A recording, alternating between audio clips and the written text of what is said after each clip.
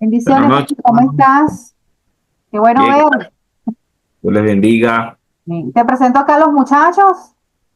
Estos son los estudiantes del Seminario de Cairo, de la clase de misiones, Teología de las Misiones 2, que tiene que ver con toda la transculturización y plantación de iglesias.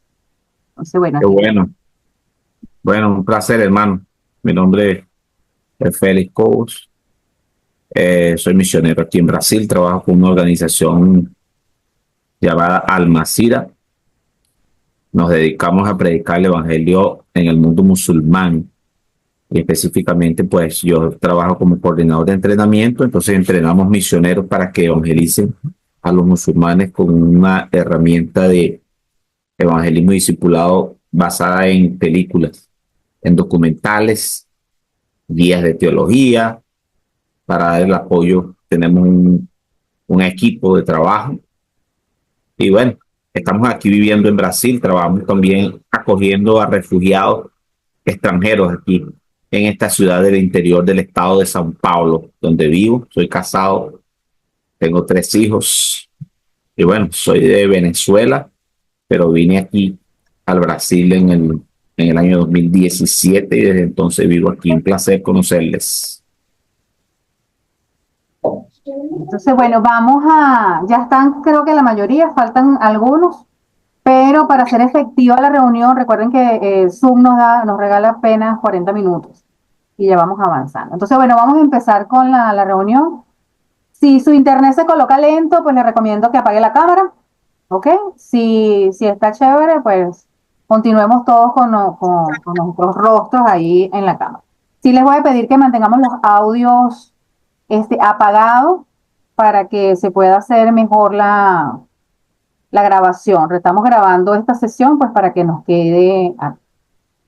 Entonces, bueno, voy a dar inicio para que todos estemos al tanto, ¿no? Entonces, el objetivo de esta reunión, pues, es también ver o ampliar un poquito la clase de la relación que tiene que ver la iglesia con el misionero y con la agencia. Entonces, bueno, Félix, como bien dice, pues estaba en la iglesia, estuvo en la agencia y estuvo de misiones por allá en el Medio Oriente.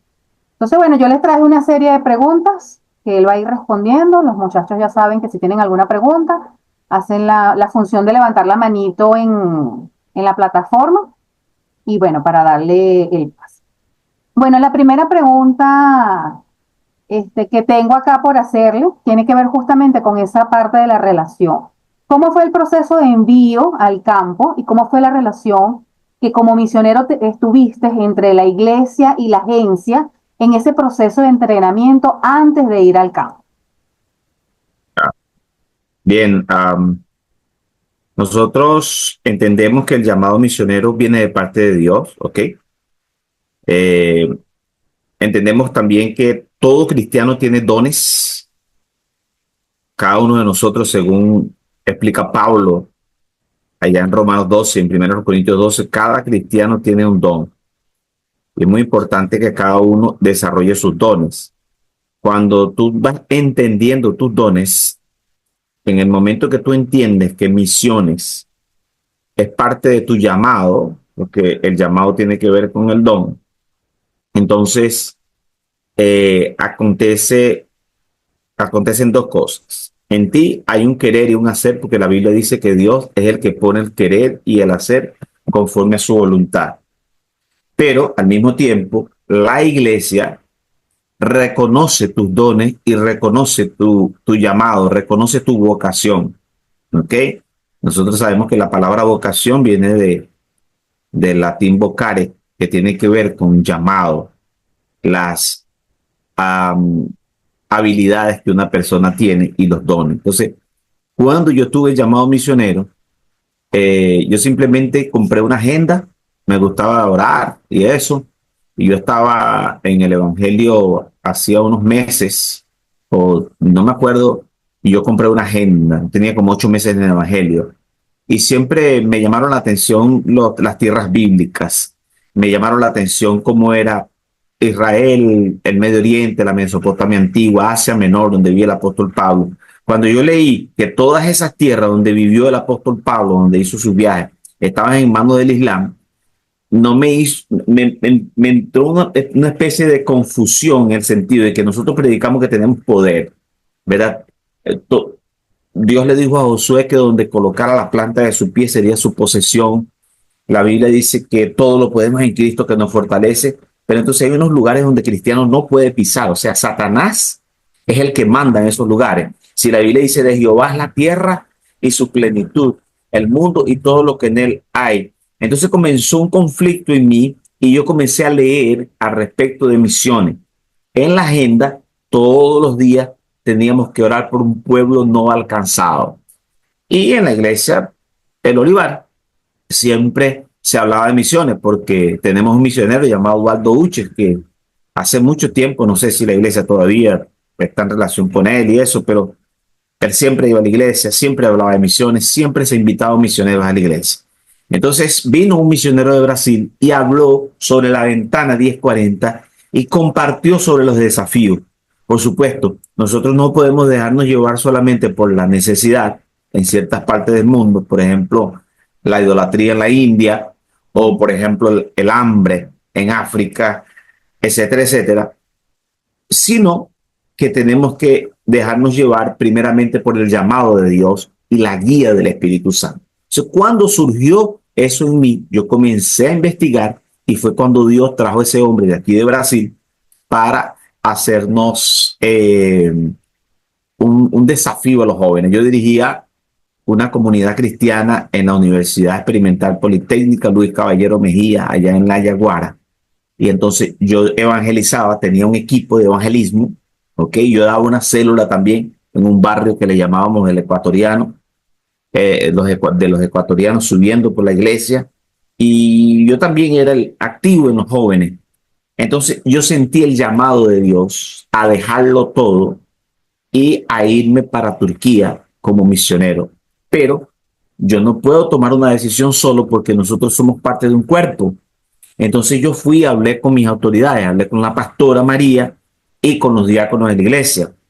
Cuando yo hablo con ellos, la respuesta fue inmediata. El pastor se levantó y dijo, tú desde que llegaste aquí has sido un muchacho ejemplar, has sido un muchacho porque una persona que diezmaba, una persona que ora, una persona que trabajaba en los jóvenes, en células. Y me dijeron, lo que Dios te dirige, nosotros vamos a estar contigo. Entonces, en aquella época la agencia pedía $100 mensuales. Entonces la iglesia se comprometió a pagar $100 mensuales y yo viajé a Brasil para un entrenamiento, no para el campo a servir, a predicar de una vez, porque nosotros tenemos que entender que ir al campo misionero en esta generación necesita de un entrenamiento.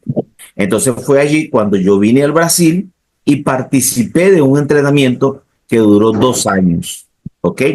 Ese entrenamiento, para hacer el cuento corto, eh, se dividía más o menos en 3 áreas. ¿Ok? El área lingüística, que yo tuve que aprender portugués, después tuve que aprender inglés y estudiar un poco de turco cuando estaba en Inglaterra.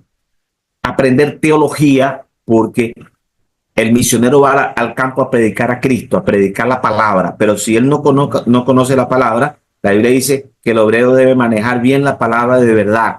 Entonces tienes que estudiar por lo menos doctrina, no ser un PhD en teología o doctor en divinidad, pero sí tienes que tener un conocimiento sólido de lo que es la teología bíblica, la doctrina bíblica. Entonces, además de la parte lingüística, porque tienes que aprender el idioma del lugar donde vas a vivir, tú tienes que estudiar teología porque es lo que vas a predicar. Y en tercer lugar, básicamente, nosotros vamos a estudiar, cuando usted tiene un llamado misionero, lo que se llama transculturalidad o antropología cultural, todo lo que es adaptación cultural, para tú entender tu propia cultura y entender la cultura del lugar donde vas a servir como misionero, de tal manera que pueda tener una adaptación. Porque muchos misioneros cuando llegan al campo no tienen una buena adaptación, terminan regresándose antes del tiempo o terminan teniendo una frustración y nunca más vuelven.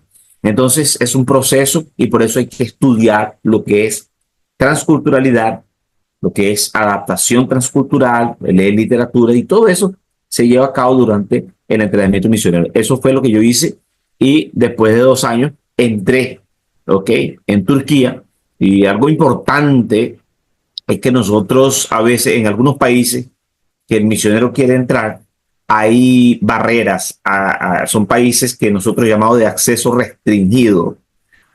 Algunos le dicen países cerrados, pero en la misiología nosotros no llamamos países cerrados, sino de acceso restringido, porque cuando Dios abre una puerta nadie la cierra, ¿verdad? Y Dios siempre abre puertas en esos lugares restringidos. Entonces, bueno, hermano, eso es más o menos el proceso, ¿ok?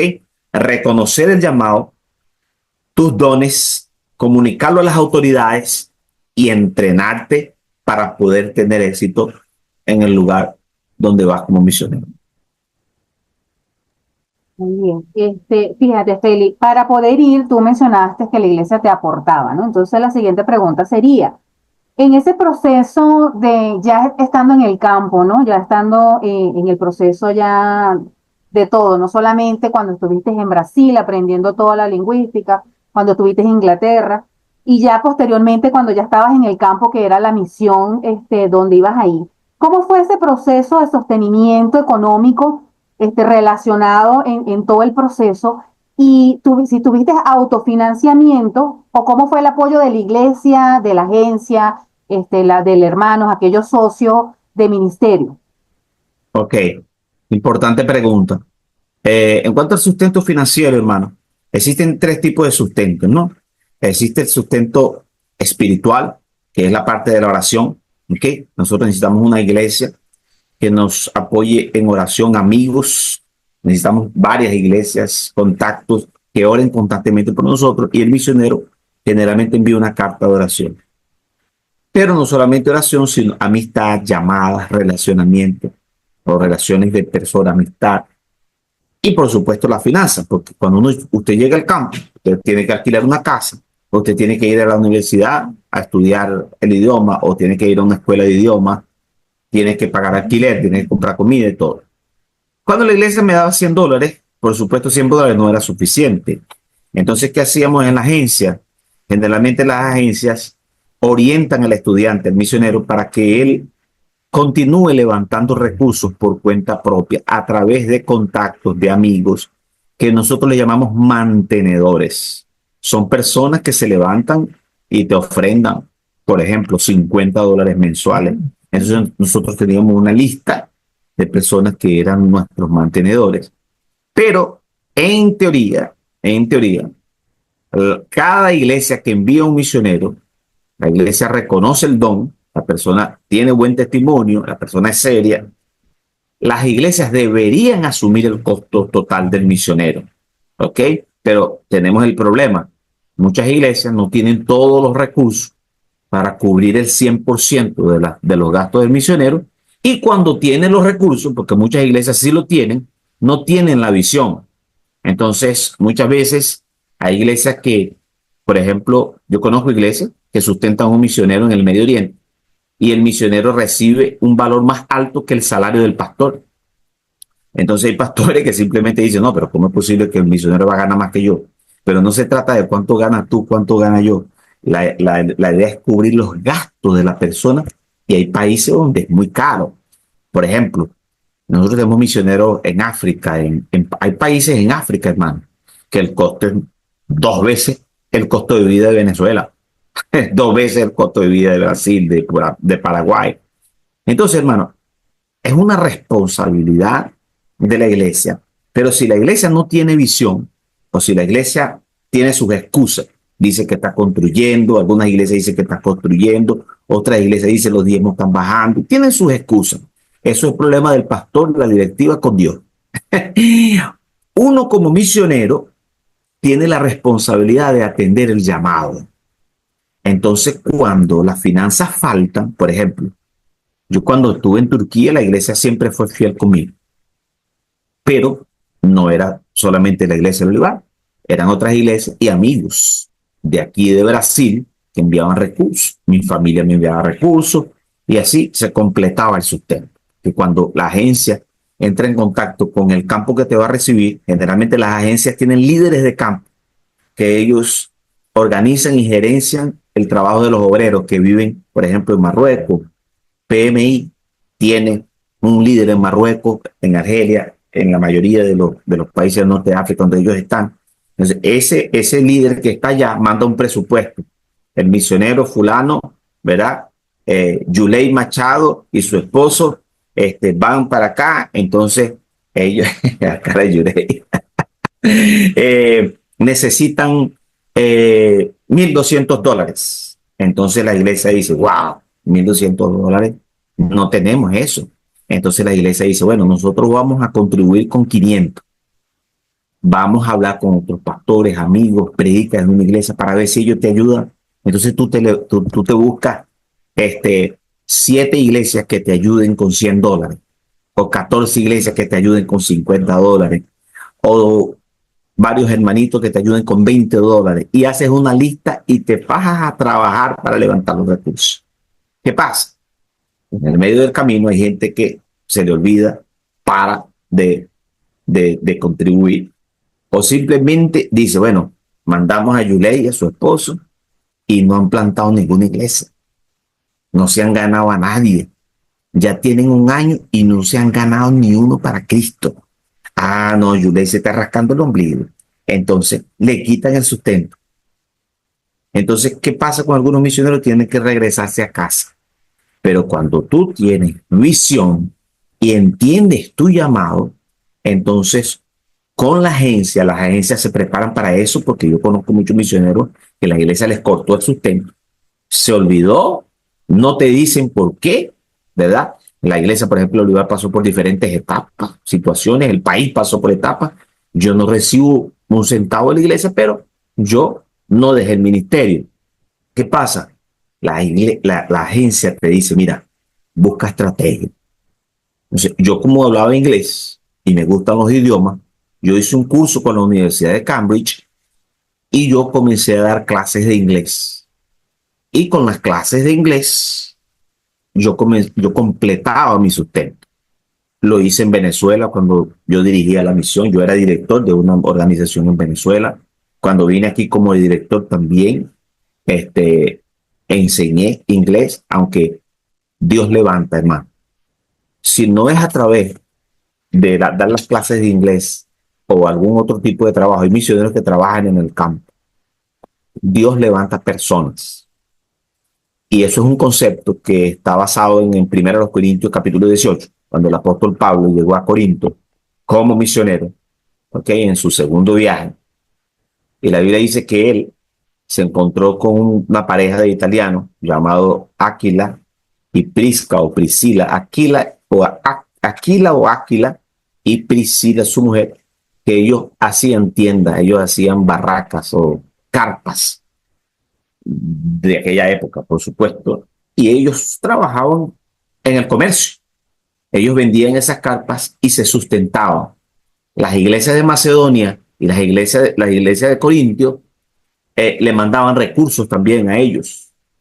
Entonces, las iglesias tienen la responsabilidad, pero como muchas iglesias no tienen visión, aquí en Brasil, por ejemplo, las iglesias tienen hay muchas iglesias, muchas iglesias, pero para que ustedes tengan una idea, solamente 6% de las iglesias están comprometidas con visión.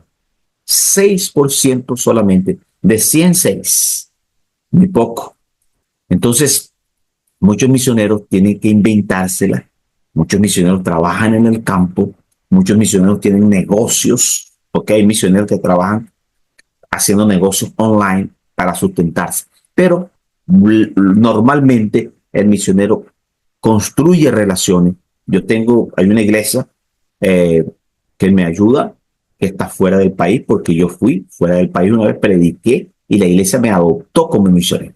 Entonces, lo normal es que tú visites iglesias, la iglesia detecta tu don, Dios le habla al pastor, hay una reunión de directiva, las iglesias te apoyan. ¿Sí?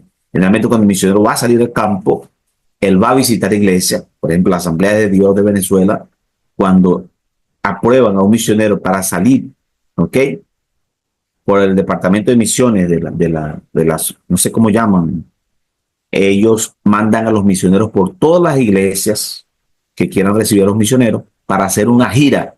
Y en esa gira, el misionero coloca los desafíos financieros y algunas iglesias se levantan y dan un aporte, se comprometen a dar un aporte mensual. ¿Ok? Pero la iglesia enviadora, tu iglesia madre, ¿verdad? Esa iglesia se debería comprometer o con el 100% o con un porcentaje alto del envío. Tú puedes buscar otras iglesias o puedes buscar amigos o en el dado caso tienes que buscar tus propios recursos siendo hacedor de tiendas como lo hacía Pablo, como lo hacía Aquila y Priscila. Amén. Sí, es importante eso y me gustó, ¿no? Hacedor de tiendas, porque a veces pues tenemos que también de una u otra manera no dejar lo que tenemos que hacer y bueno, si tenemos que hacer tiendas, pues hagamos tiendas. La tercera y última pregunta que yo tengo para darle apertura también a los muchachos si quieren hacer alguna pregunta. Tenemos dos, a nivel familiar, tenemos dos posiciones tuyas. Cuando tú fuiste en primer lugar, fuiste como soltero. Fuiste soltero a hacer la misión cuando viajaste a Turquía. Pero en esta última misión, como bien decías al inicio, pues ya no fuiste solo, sino fuiste con tu esposa y con tus hijos. ¿Cómo es ese proceso de adaptación? Quiero que me hables primeramente como soltero en aquella oportunidad cuando fuiste y ahora como familia, porque ya no solamente eres tú, sino es tu esposa y son tus hijos. ¿Cómo es el proceso de adaptación en todo el proceso? Ok, bueno, antes de entrar en la historia de nuestra familia, yo quería hacer un comentario de la cuestión de hacedor de tiendas. A veces, hermano, tú puedes tener tu sustento completo, no necesitas recursos, pero Dios te abre puertas para ser hacedor de tiendas. ¿Por qué? En algunos países usted no puede entrar como misionero, porque el gobierno no va a dar una visa a una persona que vaya a predicar otra religión. En el mundo islámico, por ejemplo, es muy raro que usted obtenga una visa como misionero evangélico. ¿Ok? Entonces, usted tiene que entrar como hacedor de tiendas para que te puedan dar una visa y estar legalmente en el país. En mi caso, yo fui como estudiante. ¿Ok?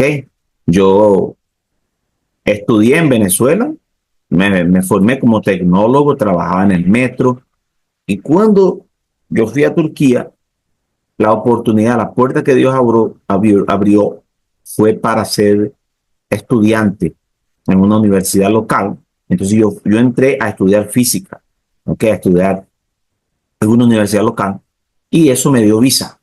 Entonces yo no necesitaba trabajar, yo estudiaba, ¿ok? Pero otros hermanos que han entrado en otros países que en mi época de director, tanto en Venezuela como aquí en Brasil, nosotros enviábamos a esas personas como hacedores de tiendas por estrategia, no por necesidad financiera, sino por estrategia. Ok, viendo la pregunta, entonces, yo cuando soltero, mira, uno como soltero come lo que sea, duerme donde sea, la vida es una aventura. Entonces yo vivía con más o menos $300 tranquilo en Turquía, en Inglaterra. Era un centro donde estudiábamos 100 misioneros en el país de Gales. Entonces no era muy necesario tantos recursos. Pero hoy en día, ¿verdad? Cuando yo tengo mi familia, yo gasto $1,200 mensuales.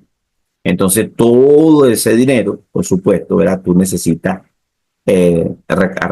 recaudarlo de las diferentes formas que ya les di, con amigos, con iglesias, con personas que entienden la obra misionera, que invierten, que Dios llama, porque pastor de la iglesia, él tenía un dicho en el Olivar, no sé si hasta ahora hay ese dicho se usa, ¿no?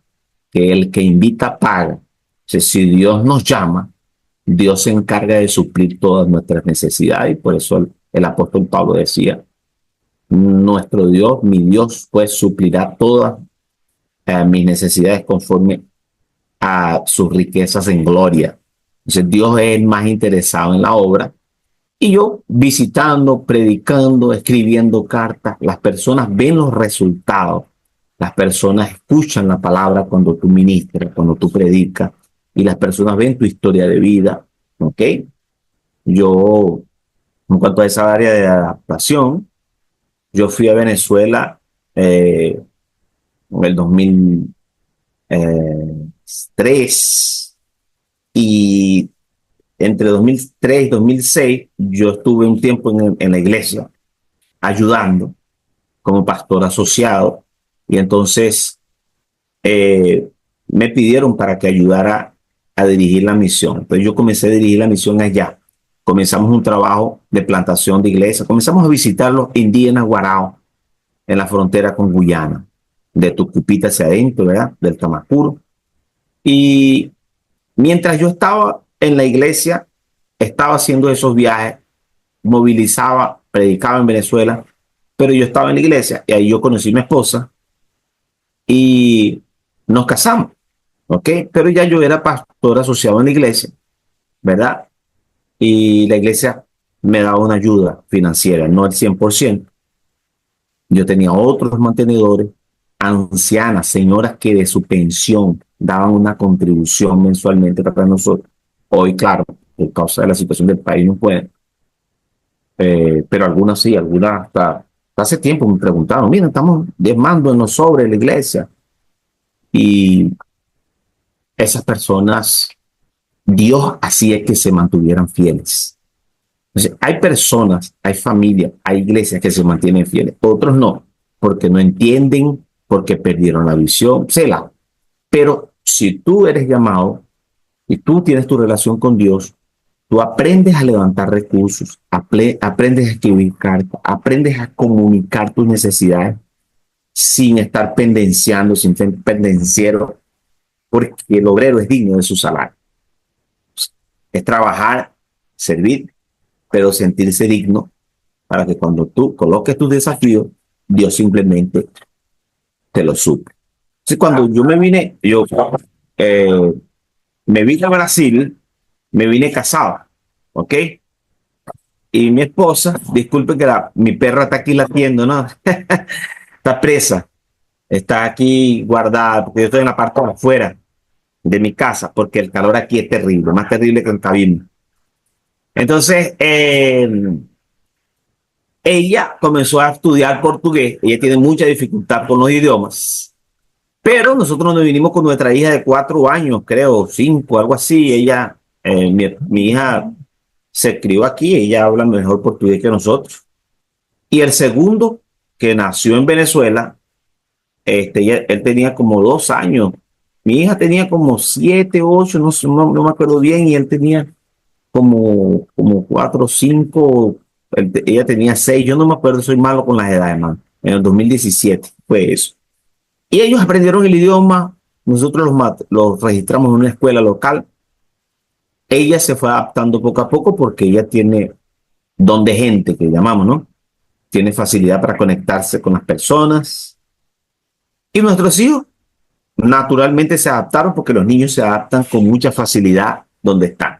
Ese misionero que Alexa conoce, lo conocen en la iglesia, no sé si ustedes todavía tienen relación con él, si aparecen las fotos de él por allá, pero él está viviendo en España, pero sus hijos son más marroquíes que españoles, ¿entiendes? Porque se criaron en Marruecos, ¿entiendes? Entonces, mis hijos hoy en día yo creo que son más brasileños que venezolanos. Los niños se adaptan con facilidad. El adulto no. El adulto tiene más dificultad. Yo trabajo, hermano, ayudando venezolanos aquí también.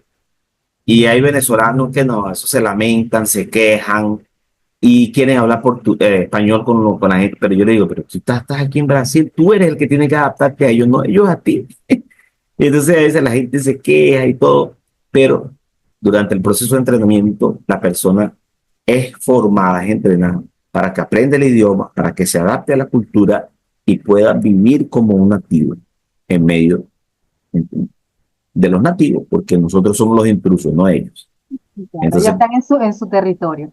exacto. Y la Biblia dice que Jesús se humilló, ¿verdad?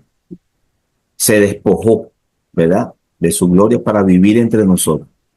Nosotros vimos su gloria, pero él era un ciudadano celestial y él se adaptó para vivir aquí en la tierra.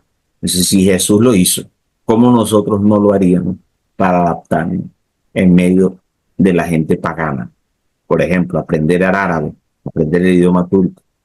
Cuando Dios nos llama, Él nos capacita y nosotros poco a poco vamos aprendiendo tanto la cultura como el idioma de esos pueblos, porque el impulso, la motivación nos lleva a sacrificarnos, a empeñarnos, a dedicarnos, porque predicar el evangelio es la meta.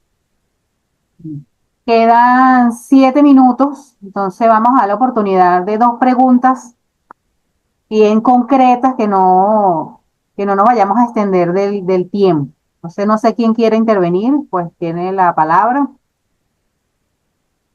Si alguien quisiera preguntar algo, este es el momento. Ninguno, no tienen preguntas. ¿Me escucha? Sí, adelante, mi hermana. Ok. Hola, ¿cómo estás? Bendiciones.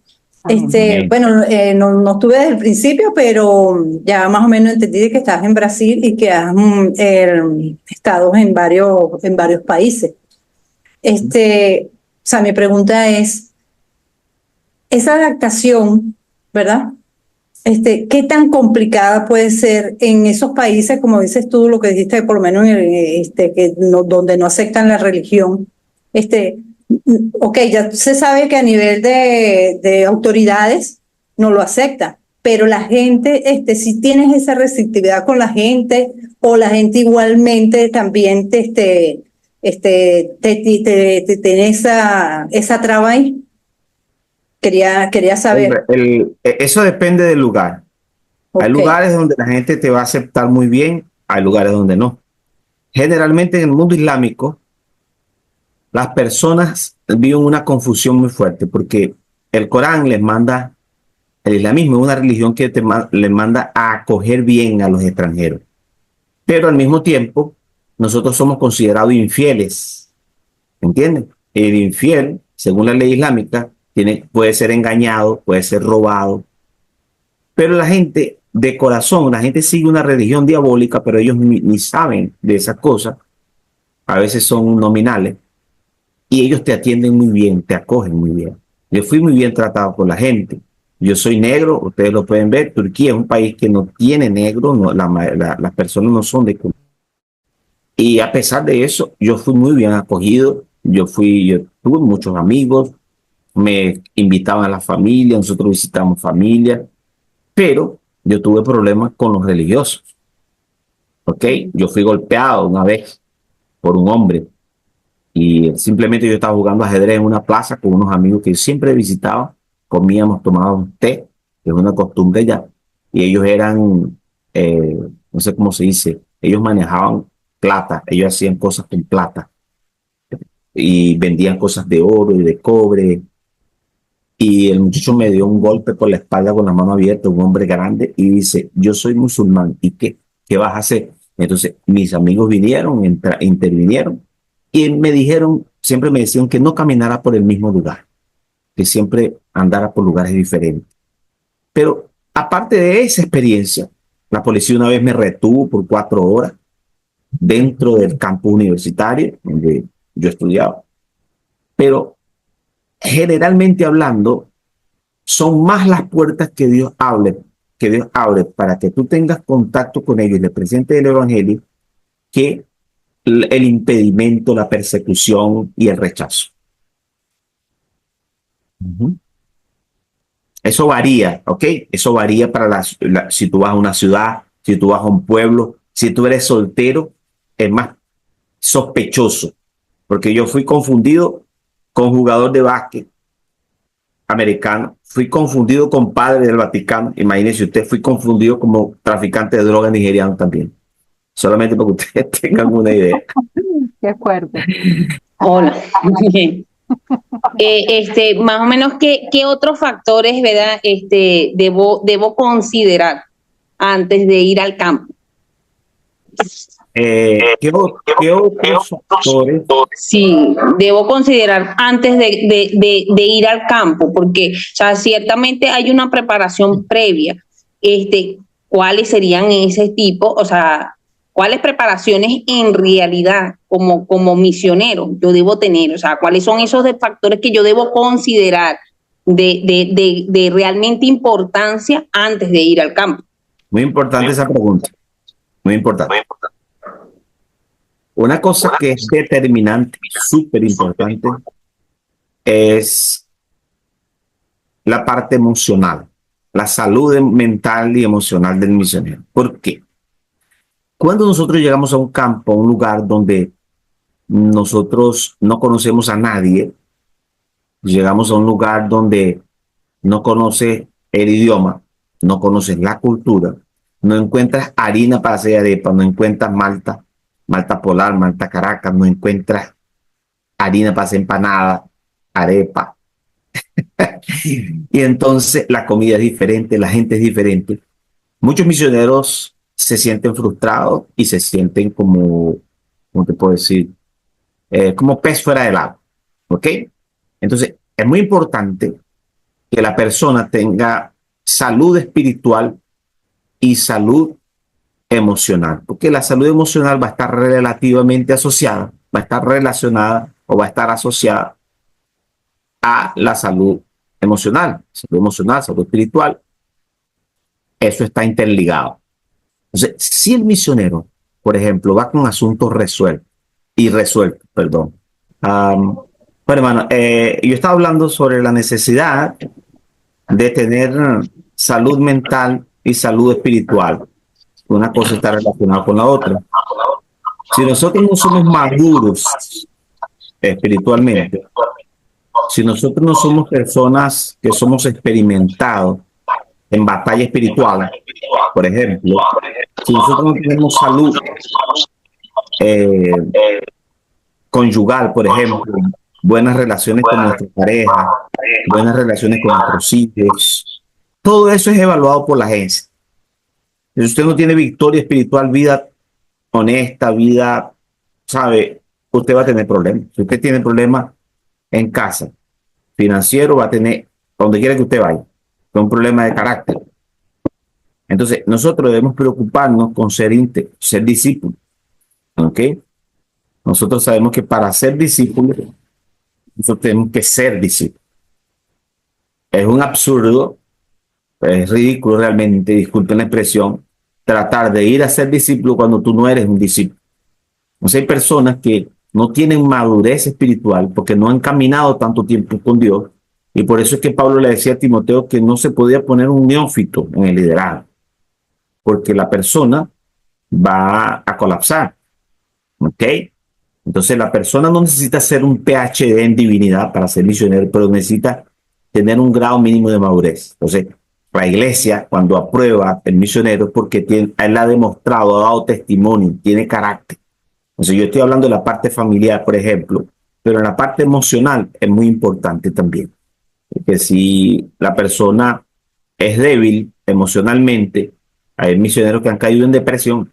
Yo enviamos un muchacho de aquí que llegó a Camboya, un país budista, un país que trata muy bien a la gente. No hay persecución para nada, pero la comida es tan diferente porque allá comen araña, allá comen cucaracha, allá comen picante, allá la prostitución es fuerte, el nivel de batalla espiritual es terrible, el idioma es súper, hiper, mega difícil, los caracteres, las letras son diferentes, no son A, E, I, O, U.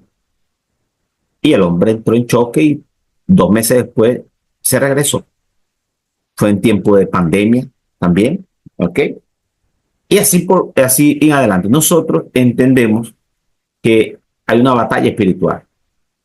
El diablo no se preocupa mucho con conciertos, el diablo no se preocupa mucho con eventos en la iglesia.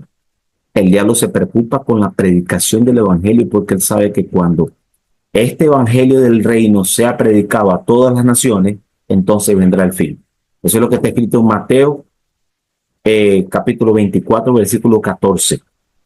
Este evangelio del reino será predicado para testimonio o como testimonio a todas las naciones, a todos los pueblos, a todas las etnias. Y entonces vendrá el fin. O sea, si el evangelio se predica en todos los lugares donde Jesús estaría predicando, el fin viene. Si nosotros fuéramos cuerdos, nos preocuparíamos como iglesia a cumplir la tarea suprema que es la evangelización del mundo, y se acabaría los problemas políticos, el hambre, el calor, estaríamos para siempre con el Señor. Porque si Él dijo, me voy a preparar lugar para vosotros, entonces la gente, infelizmente, mira, tú tienes que estar preparado a que la gente te abandone, tus amigos, la iglesia. como les dije, que te corten el sustento. Tienes que estar preparado, tienes que tener un plan B debajo de la manga. Tienes que estar preparado para tener amigos y trabajar en equipo. Si tú eres una persona que tienes dificultad para trabajar en equipo, sino que de la nada surge un conflicto, el problema, si tú en tu trabajo no sabes trabajar en equipo, en el campo vas a tener problemas con trabajar en equipo. Y hay gente que se ha regresado del campo porque no se prepara el área de trabajo en equipo y el trabajo misionero tiene que ser en equipo. Nosotros somos un cuerpo. Entonces, el texto dice, ¿verdad? Allá en Corintios que un miembro del cuerpo no le puede decir a otro miembro no te necesito, porque nosotros somos interdependientes. Entonces, todas esas áreas, hermano, el área financiera, el área de salud mental, el área de trabajo en equipo, el área de comunicación con tu iglesia. Hay misioneros que pelean con los pastores cuando los pastores le cortan el sustento. Tenemos que tener paciencia, tenemos que tener madurez para lidiar con el que es inmaduro, porque cuando Dios nos llama, Dios nos capacita y Dios nos da la salida. No sé si respondí tu pregunta, pero son muchas las áreas. Y bueno, si hay alguna otra pregunta, aprovechemos los que ingresaron recientemente. Estamos en la parte de sesiones de preguntas y respuestas. Entonces, si tienen alguna duda o alguna pregunta de las que hayamos visto en clase, de algo que ustedes tengan una duda que quiera preguntarle al pastor Félix, pues este es el momento. Bueno, hermano, si no tiene preguntas, yo sí le voy a dar 3 recomendaciones. ¿Okay? Si usted es estudiante del Instituto Bíblico, si usted es apasionado por la obra de Dios, se preocupa con ser un discípulo, se preocupa con ser un verdadero creyente, porque hay diferentes tipos de creyentes, ¿no? Existen creyentes que no van a ninguna iglesia. Nosotros le llamamos aquí desigrejados, creyentes sin iglesia, desiglesiados sería si yo inventara una palabra. En inglés, unchurched. Personas que se creen creyentes. No, yo no visito iglesia porque esa iglesia cayó en falsa doctrina. No, yo no visito esa iglesia porque esa iglesia es muy desordenada, muchos gritos, son muy pentecostales. No, yo no visito esa iglesia porque esa iglesia es muy fría. Esa iglesia no habla lengua, no tiene unción. Yo no visito esa iglesia porque esa iglesia el pastor tiene el carro nuevo cada 3 años y entonces se roban los reales. Yo no visito esa iglesia porque yo no visito, y comienzan a encontrar, y no van a la iglesia pero se creen creyentes. Escuchan predicaciones en YouTube. Hay gente que, hermano, aquí en Brasil hay gente que no va a iglesia, envía los diezmos a una iglesia. Hay iglesias online aquí en los Estados Unidos, ¿sabían? Entonces, ese es un tipo de creyente que entendió el evangelio de manera limitada. Existen otros creyentes que están en la iglesia, pero están como el hermano del hijo pródigo. Ellos están allá adentro, pero no viven como discípulos. Ellos no disfrutan de los beneficios de ser hijos.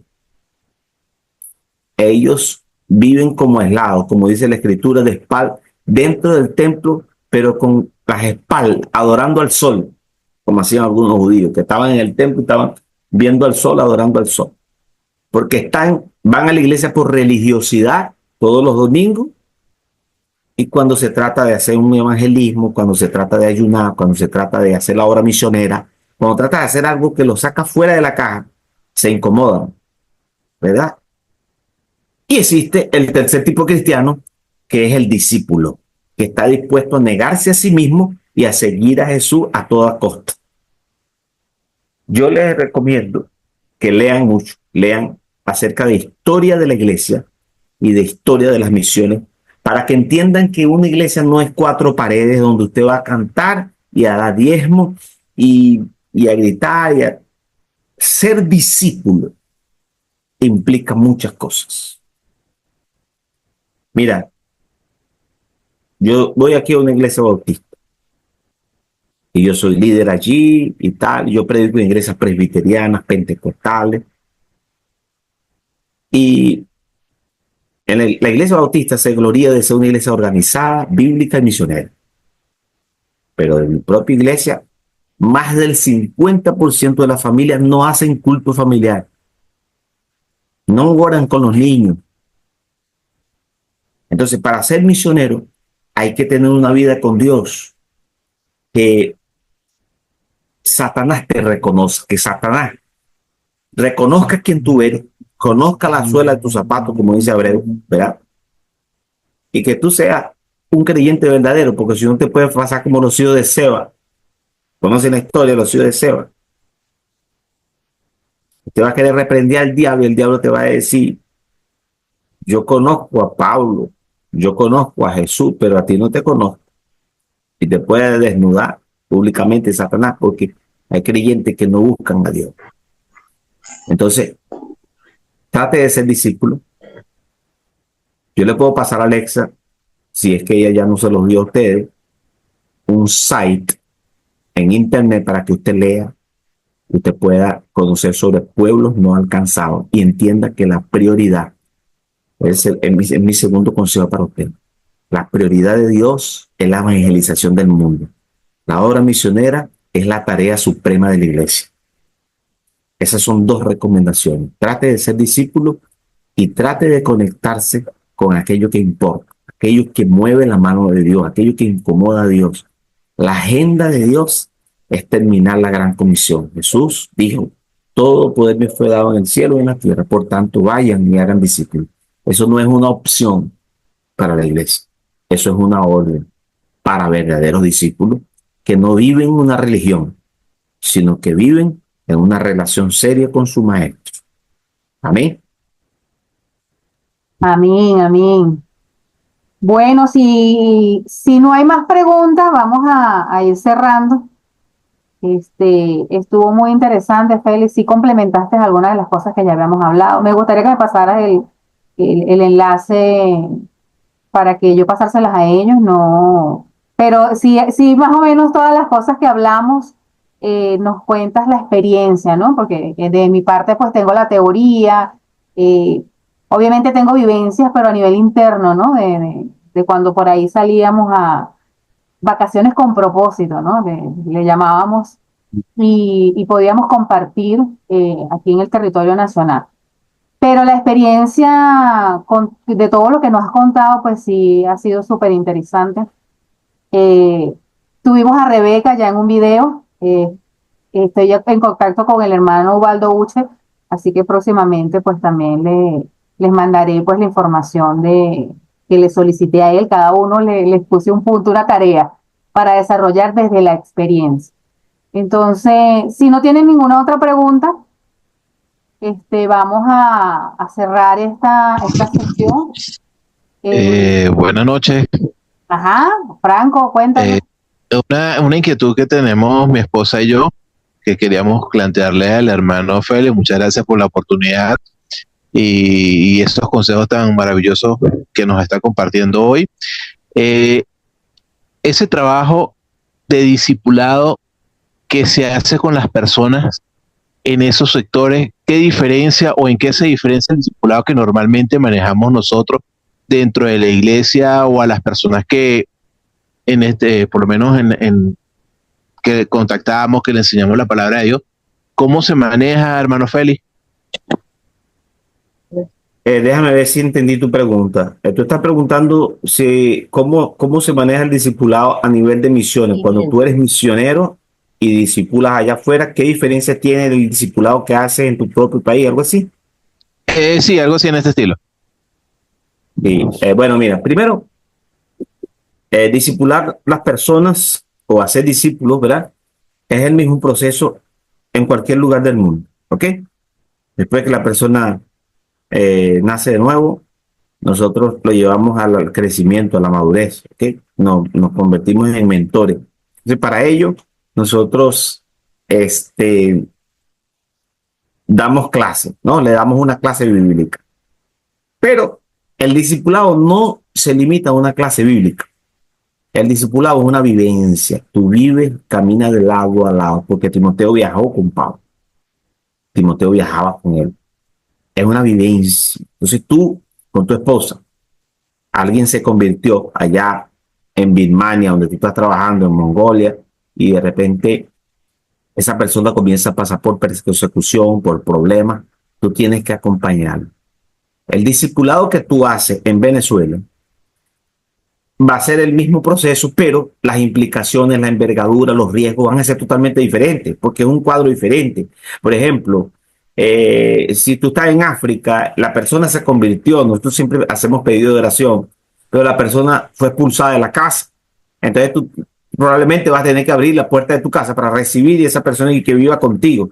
Ah, pero es que yo tengo un presupuesto, ¿será que me va a alcanzar la comida? Claro que te va a alcanzar porque Dios es fiel. Pero ¿será que tú estás dispuesto a abrir la puerta de tu casa sin saber si los terroristas van a venir a derrumbar tu puerta?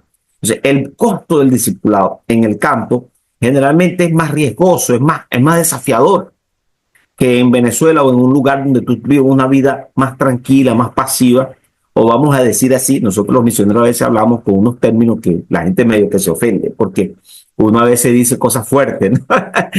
Pero a veces la gente vive en su zona de confort, ¿no? No estoy diciendo que ninguno de ustedes lo sea, pero la gente vive en su zona de confort y cuando tú vas al campo misionero, tú abres mano de tus derechos, tú te arriesgas, tú te despojas, tú te niegas a ti mismo. Entonces, el discipulado allá implica que tú puedes ser perseguido por estarle dando apoyo o estar socorriendo a alguien que está perseguido por los terroristas, por ejemplo. Te estoy colocando solamente un ejemplo. Muchas veces en Venezuela o en otros lugares del mundo, en las iglesias se enseña discipulado como una clase en una de las salas de la iglesia. Y la clase de discipulado. Pero el verdadero discipulado, además de ser una clase bíblica donde te enseña la palabra, tú vas a vivir el día a día con la persona, tú vas a llorar con esa persona, tú vas a sufrir con esa persona, tú te vas a caminar lado a lado con la persona.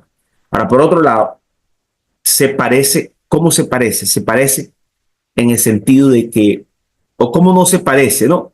Porque tú le predicas a alguien en tu idioma en Venezuela y la persona se convierte y tú ya de una vez comienzas a darle clase de doctrina, lo que es el nuevo nacimiento, la santificación, cómo leer la Biblia, cómo interpretar la Biblia, la oración y tal.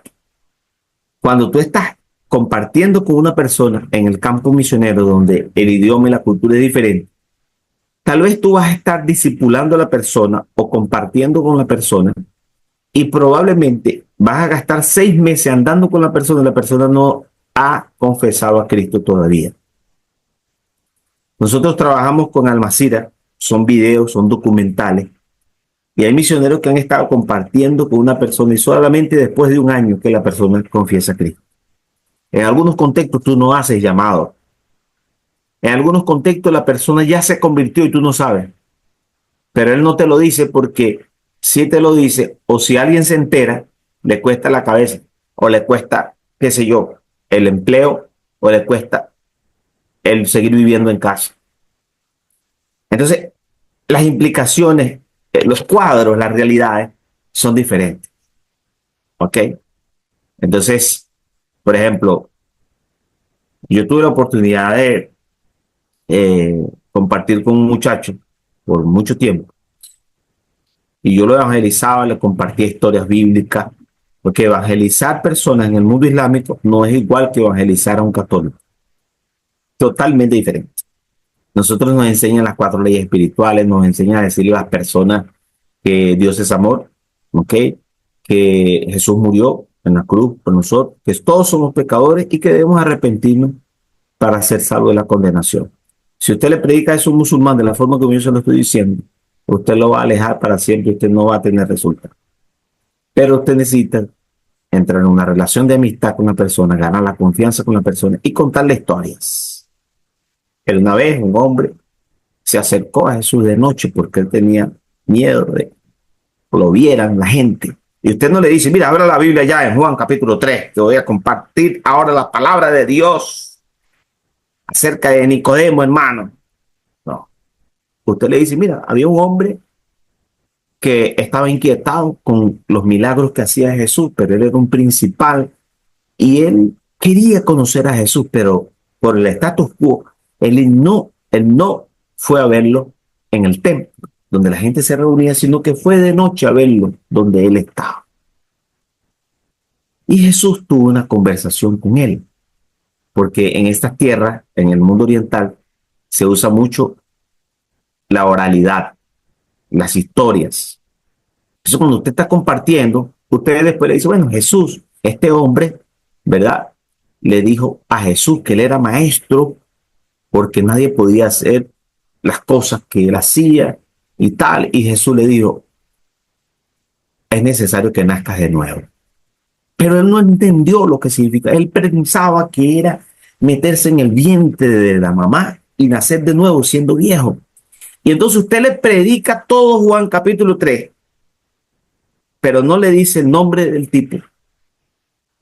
Pero usted le comparte el concepto de nacer de nuevo, el concepto de nacer en el espíritu a través de una historia narrada. Al final, ustedes se toman un té y usted no le hace llamado. Tal vez ese hombre entendió lo que es el concepto del nuevo nacimiento a través de una historia que usted le comparte. Pero tomando el té, usted de repente le dice, ¿y qué tal te pareció la historia? ¿Tú entiendes lo que Jesús quiso decir con esa expresión nacer de nuevo? Entonces, tal vez tú estás discipulando ya a la persona, pero tú no sabes el punto de inflexión, cuando él se convirtió, porque nosotros estamos así, estamos moldados así. El día que se convirtió, comenzó la consolidación, se bautizó y ta. No es así. El formato de discipulado es diferente. Y a veces la persona ya es creyente y la persona no te lo dice a ti por miedo de que tú puedas compartirlo con otros, porque todo es secreto, porque seguir a Cristo tiene un costo muy alto. Y a veces cuando nosotros estamos en nuestro contexto, nosotros no tenemos idea. Una vez, hermano, yo estaba en Capadocia. Yo fui a un retiro de casi todas las iglesias de Turquía, imagínense. En Turquía había en aquella época 2.500 cristianos en todo el país, un país de 75 millones de personas. Solamente 2.500 creyentes. Y yo me acuerdo que allí yo conocí a Hussein, un amigo, y estuvimos compartiendo. Cuando se terminó el retiro, él me invitó para su casa. Él estaba de permiso en el ejército y yo fui a su casa. Pero la gente que estaba con él, los familiares, le dijeron a Hussein que él realmente fue en la cena. El hermano mayor le dijo a todos los demás, al papá, a la mamá y a los demás, que Hussein había cometido el peor error de su vida y que ellos tenían que resolver el problema. Que cuando yo me fuera, iban a resolver el problema. O sea, resolver el problema significa desheredarlo, expulsarlo de la casa o simplemente matarlo. Hussein me dice a mí, Félix, ellos descubrieron mi Biblia, nosotros tenemos que salir de aquí mañana a las 4:30 de la mañana, vamos a salir por esa puerta, tú no te despides de nadie, nos vamos a subir por esta montaña y vamos a caer del otro lado de la ciudad y allí vamos a agarrar un taxi. Entonces nos levantamos a las 4:30 de la mañana, en 5 minutos estamos saliendo y emprendimos una caminata por una montaña. Pasamos 1 hora más o menos caminando, llegamos a una carretera y allí pasó un taxi, que son muy comunes, unos taxis muy viejos, y agarramos un camino largo de muchas horas, 7 horas de viaje. El carro se paró en un lugar, él se bajó, yo seguí con el taxi para otra ciudad. Yo nunca más vi a Hussein. Yo no sé qué hicieron sus familiares, pero él me dijo, yo me voy al ejército y de allí yo no vuelvo para mi casa. Entonces, así es la vida de los discípulos allá. Es riesgo, es desafío, es vida. O crees o crees. Y los contextos son muy diferentes, Franco. Los contextos son diferentes. Ahora, yo le estoy dando a ustedes, hermano, mi experiencia, pero si usted va a una tribu, en Venezuela, tal vez no va a tener persecución, tal vez los desafíos no van a ser ese tipo de desafíos, tal vez los desafíos van a ser que los guerrilleros de Colombia quieran cobrarte una vacuna, pero ni siquiera los guerrilleros hacen eso, porque los guerrilleros en la frontera de Amazonas son amigos de los cristianos, no se meten con los cristianos. Cuando nosotros servimos en los Guaraos no tuvimos problemas con los contrabandistas de gasolina. El problema eran los alacranes, las culebras, la falta de higiene, los mosquitos. ¿Entienden? Entonces, dependiendo de los contextos, nosotros tenemos desafíos diferentes y el discipulado también es diferente. Y si ustedes me dejan hablando, yo lo voy a dejar la noche entera aquí, entonces es mejor cortar, yo Alexa, porque yo le cuento una historia más en los guaraos. En los guaraos, por ejemplo, yo duré 5 días enseñándole las vocales a 3 hombres. 5 días. Y al 5.º día les pregunté las vocales y ninguno sabía. ¿Entiendes? Entonces, es muy difícil evangelizar a los indios. A veces nosotros llevamos más o menos 3 años yendo a Domusimo, donde plantamos la iglesia evangélica Domusimo. Y un diciembre decidimos quedarnos allá porque siempre que llegábamos decían, mira, fulano tomó. Y venían como los muchachitos chismosos. Mira, fulano bebió, fulano tomó, fulano se emborrachó. Y decidimos quedarnos allá. Hermano, matamos cochinos, hicimos comida y no sé qué. En el culto, después del culto, no, como 3 horas de culto. Después nos quedamos allí. Y eran las 11 de la noche y comenzamos a tener sueño. Y nos fuimos para la casa, los misioneros, pensando que todo el mundo se iba para la casa también. Pero con 31 de diciembre, el 31 de diciembre, los indios, oh. Entonces, mira, eso fue la líder de adoración, el hermano que yo estaba proyectando para ser pastor.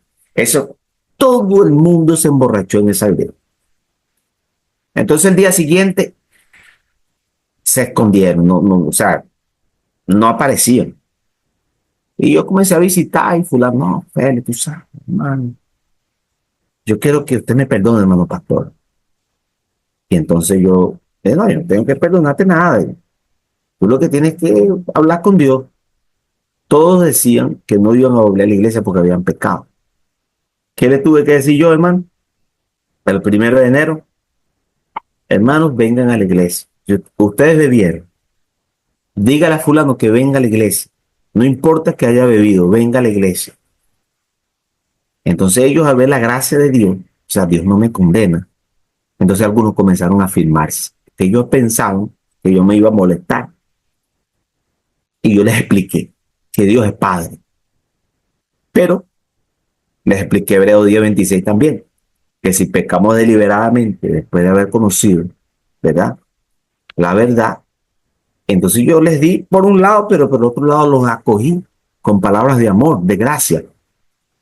Y hasta hoy hay un grupo de ellos que a veces me mandan videos, Pastor Félix, porque nosotros tenemos que estar preparados para todo eso. Si un misionero inmaduro ve todo el poco indio, dice, mira, yo perdí mi tiempo aquí, me voy, no vengo más, va a sacudir el polvo de mis pies y no regresa más. Pero los contextos, hermanos discipulados, son diferentes. Amén. Bueno, se nos quedan unos minutos. Todavía no ha salido ya debe estar por salir el anuncio. Si tienen una pregunta, aprovechen, o que quieren que Félix nos cuente otra anécdota de esas vivencias en el campo. Fanny, ¿quieres preguntar algo? Yo conozco a Fanny. Fanny creo que es la única que conozco aquí, ¿no? ¿O no? Está María Eugenia. Oh, hermano, yo no conozco. Wow, todo el mundo es nuevo aquí. El hermano Tulio creo que lo vi en algún lugar, pero todo el mundo me parece nuevo. Sí, Somos de la iglesia de los Teques, la mayoría. sí, la mayoría son de la iglesia de los Teques. Tenemos personas de Dios con nosotros. Yulei es de Dios con nosotros. Ah, ok. Qué bueno. Sí. Pastor Félix, Dios le bendiga. Sí, me oye. No oye. Fanny, la esposa, Sí. la esposa de Y aquí estoy, yo soy Alexis de Sara. Alexis de Sara, vale, está viendo. ¿Cómo está, pastor? Bien, gusto en verte, hermano. Vale. Bueno, Está igualito, vale, está igualito, ¿no? Los años no te pegan. No, no le quitan nada. Nada más aquí adelante. ¿Cómo está, pastor? Bien, mi hermano, gracias a Dios. Gracias. Esforzaría a Dios para ser fiel. Qué Tratando de bueno, ser qué bueno. Bueno, oyendo nada más lo último que usted habló, los testimonios, me perdí de la reunión porque estaba trabajando, llegué hace rato. Ah, ok. Qué bueno. Pero bueno, interesante todos los testimonios, todo lo que hemos vivido, todas las clases que hemos tenido de verdad de misiones. ha sido una gran bendición. Toda la experiencia. Bueno, yo he hablado con usted personal, nos estuvimos por ahí en la casa del Paraíso, de las misiones, ¿se recuerdan? Sí, Estuvimos hablando un rato de lo que es hacer misiones, de las experiencias vividas y bueno, he visto que algunos hermanos coinciden que es un llamado, otros que no, pero yo creo que para ser misionero a salir de un país, de verdad que tiene que ser un llamado al Señor, aunque todos somos misioneros, ¿no? De una sí. u otra parte. Eso es un tema controversial, porque Sí. hay gente radical que dice que todos somos misioneros. Y en Sí. un sentido es así, porque Claro. la cuestión está en entender qué es ser misionero y qué es ser discípulo, porque el discípulo hace discípulo. Hermano, yo conozco mucha gente que está viviendo en Europa y en los Estados Unidos, y Dios los ha llevado a esos países, y en esos países han tenido que testificar. Porque si yo Sí. tengo la clase bíblica de misiones, usted ve que Daniel fue al palacio del rey de Babilonia. Él llegó al palacio, él estaba allá con los persas, él estaba en varios contextos y él tuvo que testificar. Y estos reyes escribieron edictos, mira, que no se adore más nadie sino el Dios de Daniel. Pero él llegó allá como un funcionario, ¿entienden? Entonces nosotros debemos entender que somos misioneros porque somos luz en cualquier lugar donde estemos. Porque si nosotros nos vamos a vivir en un lugar, como el caso de él, ¿verdad? De Daniel, nos vamos a vivir en un lugar como en el caso de Ruth, la moabita. Nosotros vamos a testificar. Nosotros, la niña, la jovencita que vivía, que era esclava, que era doméstica, en la casa de Eliseo, del Eliseo no, de Naamán, ella fue una misionera, ella compartió con su patrona, con su jefa. Mira, hay un hombre, yo conozco un hombre que puede solucionar ese problema. Ella fue el instrumento de Dios para la cura de Naamán. Y ella no era una misionera formada en un tutito bíblico. Ella era simplemente una discípula. La mujer samaritana tenía formación teológica. Ella simplemente subió a Samaria y dijo, mira, vengan y vean a un hombre que me dijo todo acerca de mí. ¿Cuál fue el resultado? La gente vino y después se convirtieron y dijeron, ya no creemos por tus palabras, sino porque nosotros lo experimentamos. ¿Fue misionera o no? ¿Fue un instrumento de Dios o no? Ella no fue enviada como Nehemías fue. Artajerjes envió a Nehemías con una misión, pero realmente nosotros podemos ser, cada uno de nosotros podemos ser misioneros en el sentido de ser discípulos. Ahora, ir a plantar iglesia, largarlo todo, sin tener convicción y sin prepararte, es un riesgo. Entonces, en un sentido, todos somos misioneros, pero en otro sentido, hay personas que tienen una capacidad, una preparación y unos dones. Nosotros podemos ser plantadores de iglesias, tener un ministerio apostólico, un ministerio de poder ser plantadores de iglesias, pero podemos ser misioneros que vamos a un lugar nada más que a construir. Tú, Tesara, puedes ser un misionero constructor de iglesia en la India. Tú puedes ir con una misión de construir iglesias. Y Dios va a levantar una iglesia, por ejemplo, en los Estados Unidos para enviarte un asistente para que tú y Fanny vivan allá. Y tú no eres pastor, no eres predicador o no eres, qué sé yo, un diácono, pero construyendo iglesias con tus habilidades de construcción, tú vas a poder testificarle a alguien y vas a llevar a alguien a Cristo. Y eres misionero. ¿Entiendes? Entonces, tenemos que entender los contextos. ¿Ok, mi hermano? Entonces, Dios le bendiga mucho. Amén. Edilma tiene la mano levantada, Alex. Edilma. Edilma. Edilma se fue a tomar agua, se fue a tomar una malta. Qué envidia, que no se puede tomar la malta. Aquí no hay malta. Aquí no hay malta, ni hay empanada de atún, ni de cazón. Aquí no hay empanada de cazón. Ay, ay, ay. Ustedes, si alguien quiere, ya quedan 5 minutos. Si no, bueno, Feli, si quieres, despídete ya. Bueno, hermano, bendiciones. Oren por mí, por mi familia. Hemos tenido el propósito, la idea, el deseo de ir a Venezuela. Tenemos todos nuestros pasaportes vencidos. Es súper caro un pasaje para ir a Venezuela. Nosotros somos 5. Y aunque nuestro hijo menor es brasileño, comprar pasajes para los 5, ida y vuelta, es mucho dinero. Es mucho dinero. Entonces les pedimos que oren por nosotros, ¿verdad? Que Dios me permita por lo menos a mí sacar mi pasaporte en Brasilia, en la capital, porque he perdido viajes afuera a dar entrenamiento en África por causa de que no tengo pasaporte. Ore para que Dios provea los recursos y pueda sacar mi pasaporte. Podamos Amén. ir a Venezuela también. Amén. Amén. Abrazo a todos. Un placer conocerles y espero que Igual. la palabra. Dios lo bendiga. Amén. Excelente, gracias Félix por compartir tus experiencias. Sé que va a ser de bendición para cada uno de nosotros. Y sí nos faltaba esa parte que tú nos contaste, esa vivencia, ¿no?